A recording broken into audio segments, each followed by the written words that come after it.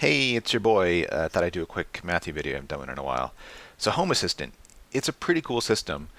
It integrates with a bajillions of things, and it's a little bit weird at first because they don't really ever explain kind of the gestalt of it. Like if you go in here and look at the Plex component, it just sort of gives you bare minimum config, how to add it to your system, and that's kind of it. It's sort of up to you to figure out everything else, but the way to think about Home Assistant is a big bag of states and then an event bus that you can fire events out onto.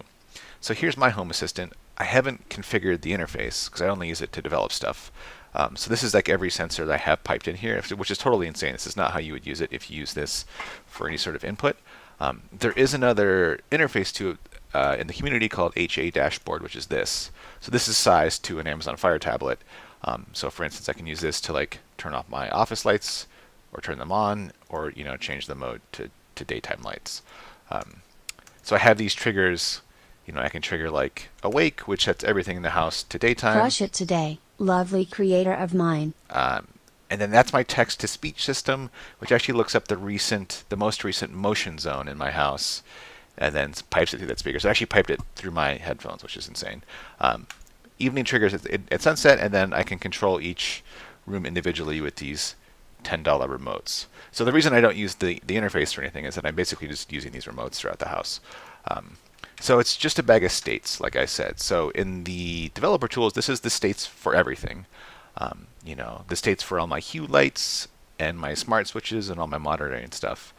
So I'm using a couple of different systems in the house. One is Philips Hue lights. I played around with some cheap Wi-Fi bulbs when they're just total garbage. Hue is more expensive, but it works.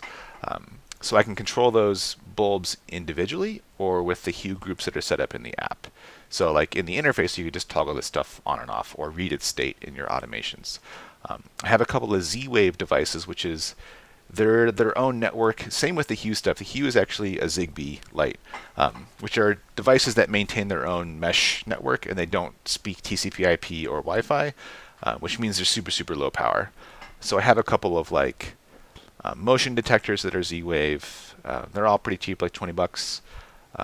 And then I just got today from China a bunch of cheap Zigbee devices that are context sensors. So these are like $10 devices, and I'm using a Chinese gateway to control them, which I've prevented egress on the network. And the Z-Wave ones are just a USB dongle that hangs off of the computer here. And you can pipe other stuff into it. Like these are the camera systems that are coming in. I've piped in like the Nest controls, for my thermostat. This is literally every media player in the house. I can make any Raspberry Pi speak stuff or play music. But let me show you kind of how you would do a thing with it. So for instance, let's say I've actually just been putting these contact sensors up. So I have this contact sensor, right? And you just put it on and off. And this is actually going through the gateway, and the gateway is talking to the Home Assistant box. And it's pretty fast, right? On, off.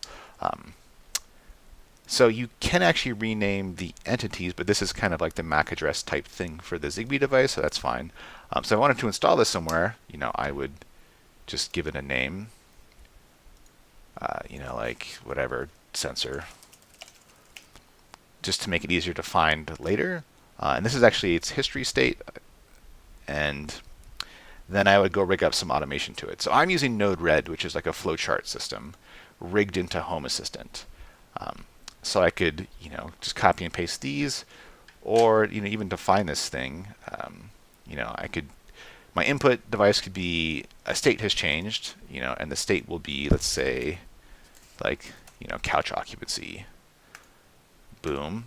And then you could pipe it into like occupied or not, and then do a thing, and then like send an event out.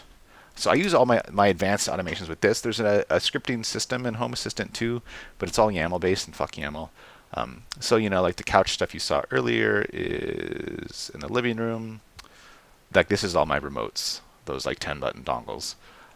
So couch sensor, if I'm getting on or getting off, get the Plex state. If it's paused, this is actually, I guess, it's getting occupied. So, if I sit down on the couch and Plex is paused, then, play Kodi. I'm using Kodi for Plex playing now.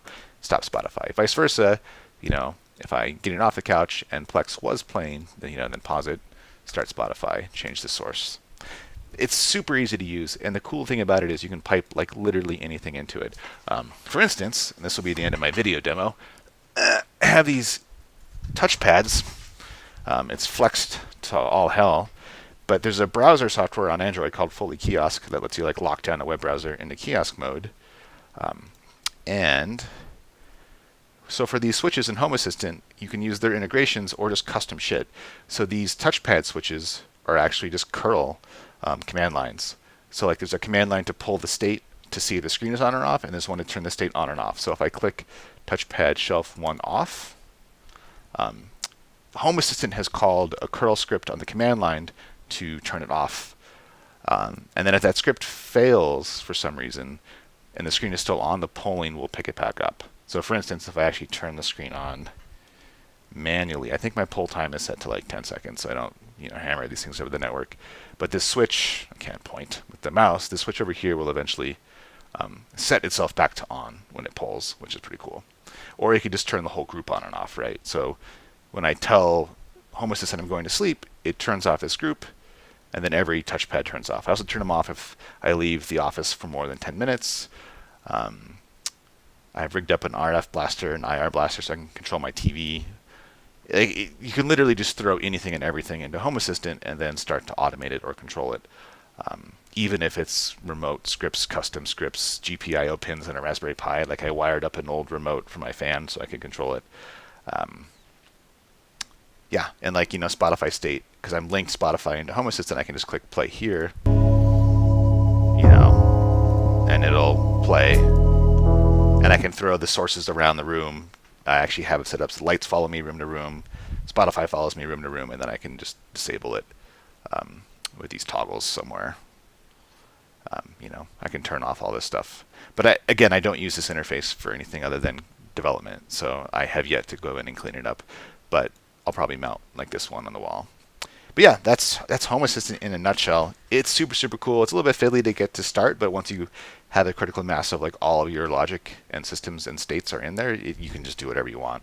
It's really easy to rig up a notification source with their apps or other apps or like, push bullet, Slack notifications, and then you can just do logic like, if the front door is opened and my GPS tracker says I'm not home, then like send me a message or wait 30 seconds and then check again.